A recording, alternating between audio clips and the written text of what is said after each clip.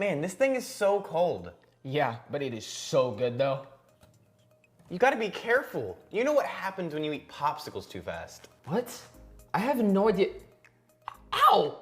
Ow! I told you, brain freeze will get you every time. Wait, hold on. Okay, it's gone. It's time.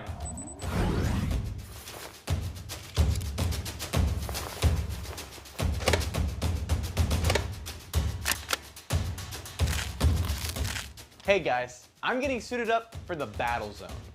Last time, my brother took the victory. That is not happening today. I plan to get another victory, because this time, I brought a secret weapon. See you in the battle zone. You boys ready? Set.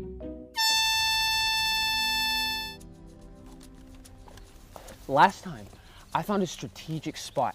I thought it was gonna help me win. This time, I'm just looking to seek and destroy.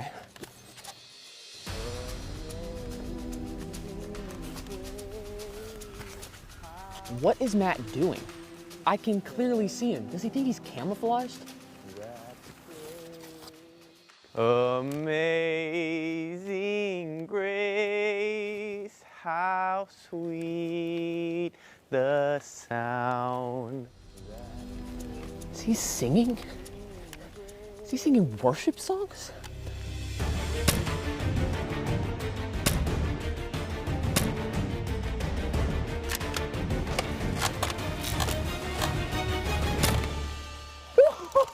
I won. I won. Wait a minute, that's not fair. You distracted me with your singing. It wasn't a distraction, it was a tactic, just like the army in the Bible. I won that battle with worship. What? I've never heard that story in my life. Well, the kids are gonna learn all about it in their lesson today. It's pretty awesome and clearly a winning strategy in the battle zone. Hey boys, come in and eat. I made some shrimp goulash. Shrimp goo what? I don't know about you, but that does not sound appetizing.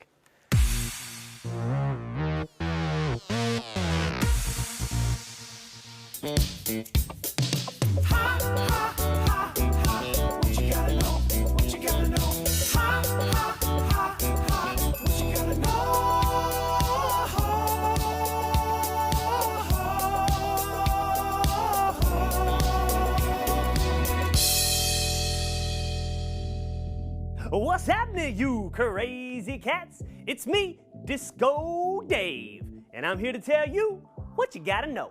Today, we're learning about how when we're in a battle, we can worship our way to victory. So every time today you hear somebody ask you what you gotta know, you tell them, when I'm in a battle, I will worship the Lord. That's right, when you're facing a battle, you better worship the Lord. Praising the Lord, praising the Lord.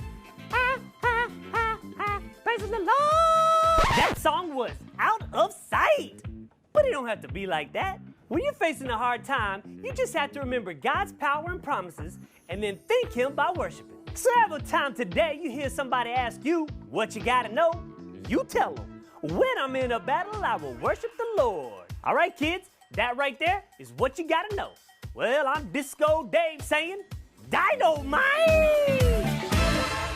And let's listen to today's Bible story, because this one is going to blow your minds. It's an amazing story. It's one of my favorite stories in the whole Bible. It's found in the book of 2 Chronicles, chapter 20. King Jehoshaphat. Now, that is a very funny name. Wherever you're sitting right now, just everybody say Jehoshaphat. It's really weird to say, but King Jehoshaphat was the king of Israel. And he received a message that there were different armies that were coming to make war against them. The Moabites, the Ammonites, and the Meunites. I probably said all those wrong, but it doesn't really matter because we're just talking about 3 armies. 3 different armies were coming to attack them. I mean, the Israelites were really outnumbered. Think about it. 3 armies all coming against 1 army. It seemed like it was an impossible battle to win. So King Jehoshaphat, led the entire nation of Israel in fasting and prayer to ask God for help. When I say fasting, that means they didn't eat, or they might not have even drank, and they were focusing and replacing all that time with praying to God. And God told them they didn't have to fight. Now, you're like, what? God said you don't have to fight? That doesn't make any sense. God told them the battle wasn't theirs. It was his. You see, God is amazing. His power is amazing. And he can fight for us when there is no way for us to win the battle on our own. Just like what the Israelites were facing. And next, the Israelites got together and they marched towards the place where the three armies were camped. And do you know who they put at the front of the marching line? Who do you think it was? You think it was the beefiest, the strongest soldiers with the big spears and the big shield? Do you think that's who they put at the front? Well, you're wrong. You think it was the people with like the cannons? You know, they're launching the big rocks or something like that. You think it was them? Well, you're wrong. It wasn't, tanks or even what you would think the strongest people in the army would be. It was the choir. They put the worship choir out in front of everyone leading the army. You see, they knew that God was going to fight the battle for them. So they put their worshipers out front and began to worship God for what they knew he was about to do. And God caused the three enemy armies to become confused. And as they began to become confused, they started fighting each other instead of fighting the Israelites. The Ammonites fought against the Moabites fought against the Meunites. They all fought against each other. Isn't that crazy? They were supposed to fight against Israel. Now, they're attacking one another. And when the children of Israel came over the mountain to the place that overlooked where the armies were, where they were camped and everything, all they saw were all the bodies of all three of the armies laying dead on the ground. Every single one of them. And when they saw all this, they began to celebrate and worship God even more because he had won the impossible battle for them. What an amazing story. And that story leads into exactly what we're talking about today. We're going to face a lot of battles. But we got to remember, these battles that we face, even though they might seem impossible, they don't belong to us. They belong to God. The battle is his, and he can fight our battles for us just like he did for the Israelites. We're going to learn about that a little bit more, but first, I want you guys to learn our promise that stands with this Bible story and check out Presto Changeo. Watch.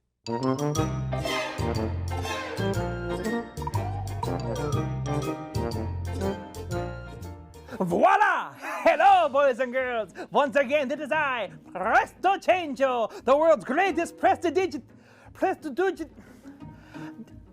magic guy. You get it? Well, once again, I am here to boggle your mind and tickle your senses with today's power verse. Today's power verse says, "Do not be afraid. Don't be discouraged by this mighty army, for the battle is not yours, but God's."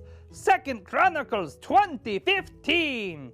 Oh, what an amazing power verse. But just like any real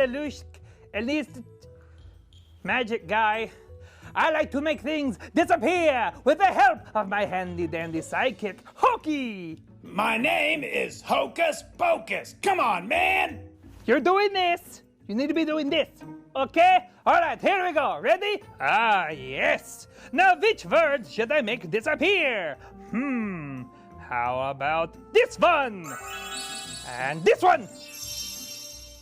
Yes! Now, boys and girls, you shall all say the power verse with Hokey. It's Hocus. Whatever, man. Come on, work with me here. All right, everyone on the count of 3. 1, 2, 3. Do not be afraid. Don't be discouraged by this mighty army, for the battle is not yours, but God's. 2 Chronicles 20:15. Oh, that was astonishing! But now prepare to be more astonishing. I am going to now make even more words vanish before your eyes. Like this one. And this one. Ha ha! Now, let's just see how well you kids remember it. Say it with me now on the count of 3. Ready? 1, 2, 3! Do not be afraid. Don't be discouraged by this mighty army, for the battle is not yours, but God's. 2 Chronicles 20:15. Good job! Now for my greatest trick ever! Not really. You watch it, buddy. You're this close to being stuffed into an oven mitt.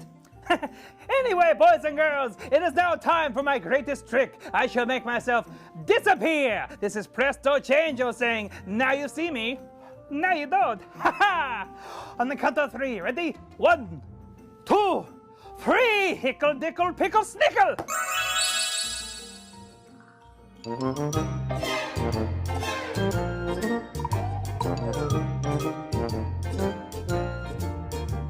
Today, we are learning all about what to do in the battle zone. Have you ever been in a situation in life where you felt was super unfair? You felt like everything was against you. You were completely outnumbered.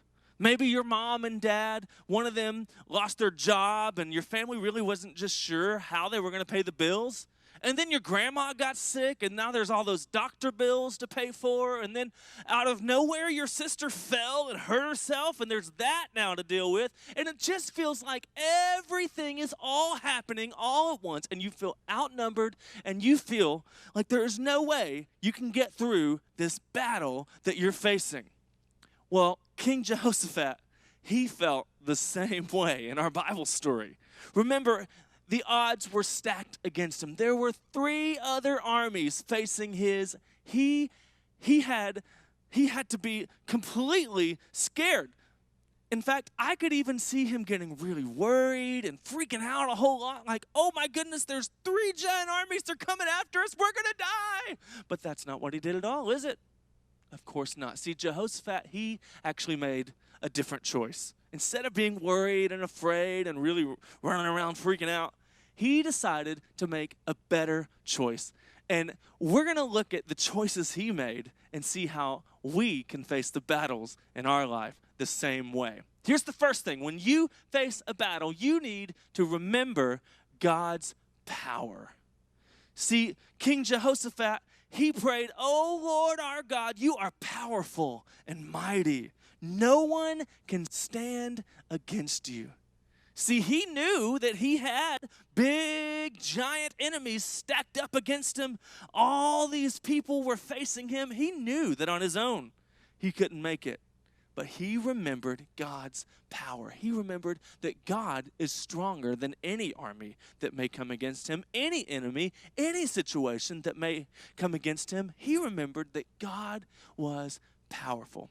He may not have been able to do it on his own, but with God, he could. Now, I want to help you with some examples, okay? So if I was hungry and I really wanted a smoothie, I could get some fruit and all the thing, the protein or whatever you need to make a good smoothie. And I could get them and I could squish them with my hands and chop them with my hands. And maybe I'd probably have to step on them and stuff, which is kind of gross. And I could try to get them all smushed up together and put them in a cup. And then I could look into that cup and see that I did not do a good job, because that would be a gross smoothie. That would be terrible. But if I realized that on my own I can't make a smoothie in my own power, but I remembered that I have a source of power that can help me to make a smoothie, it would be better. In fact, if I wanted a smoothie, I would just use my blender. That's a perfect source of power. I would just go ahead and start blending up the fruit. I would start blending everything, and it would turn out to be a fantastic smoothie.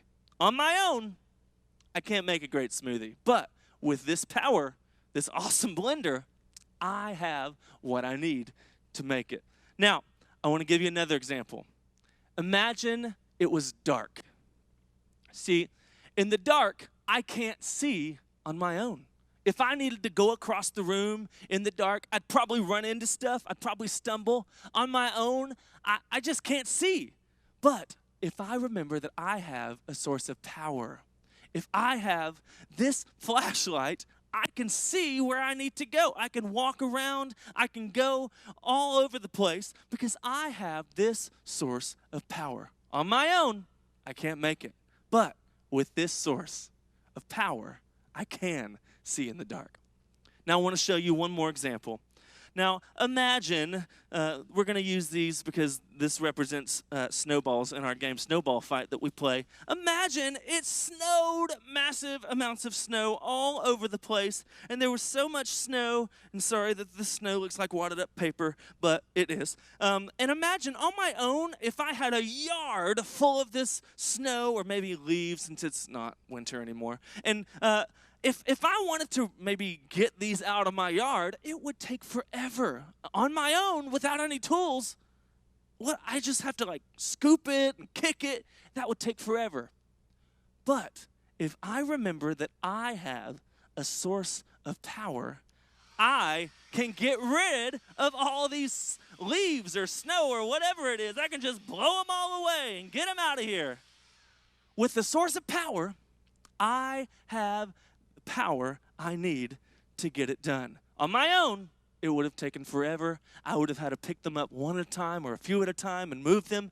But when I remember that I have a source of power, I can do it.